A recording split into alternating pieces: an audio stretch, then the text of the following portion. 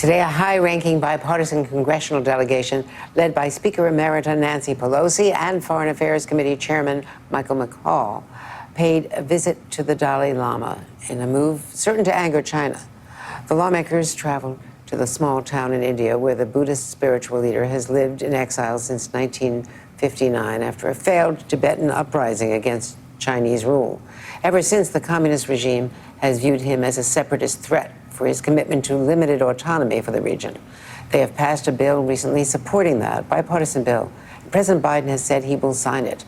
Joining us now is retired Admiral James Stavridis, former Supreme Allied Commander of NATO and MSNBC Chief International Analyst. So first, about the Dalai Lama. As you know, this is always a hot-button issue with Beijing.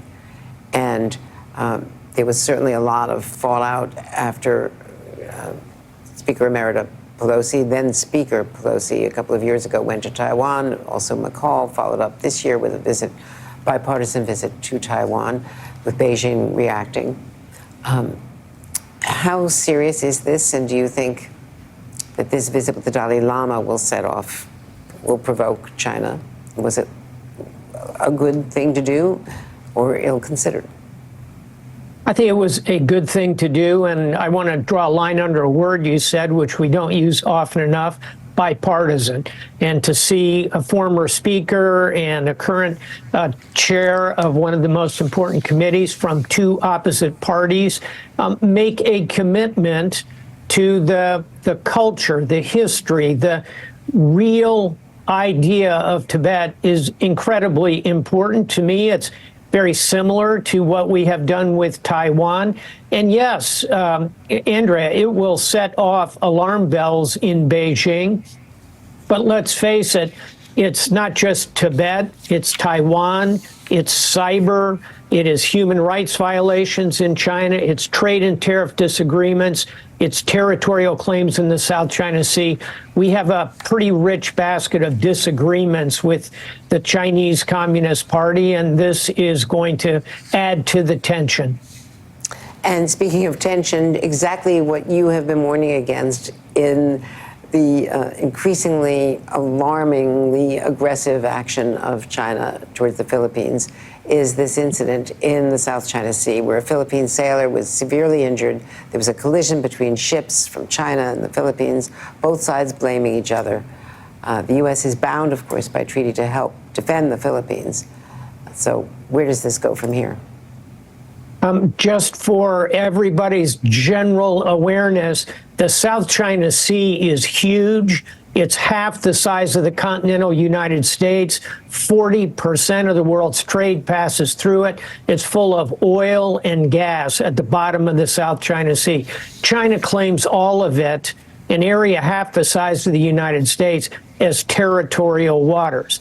The nations around the South China Sea, to include the Philippines, are pushing back, and they should do so. And this particular incident, a collision of two military warships, ought to get everybody's attention in terms of how this is ratcheting up.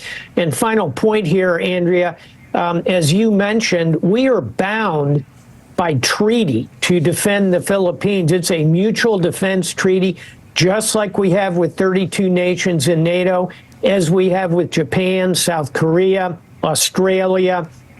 It's a very significant commitment. So when one of our treaty allies is banging heads pretty significantly, and I think on the right side of the issue with China, we ought to pay close attention. And speaking of the Far East, you've got Vladimir Putin in North Korea. We've got less than a minute, but how concerning are you about the military support for Vladimir Putin from Kim Jong Un? I'm very concerned, and I add it to the kind of second-tier support. It's a little surreptitious, but that's coming from China, and Iran is also assisting Russia. So here you see Russia, North Korea, Iran, China kind of in the shadows. It's an authoritarian coalition. It's spearheaded by Putin and his invasion in Ukraine. We ought to call it out. It's inappropriate for North Korea to do this. And shame on Russia for turning to a sanctioned regime like North Korea. Admiral James Stavridis, as always, thank you so much.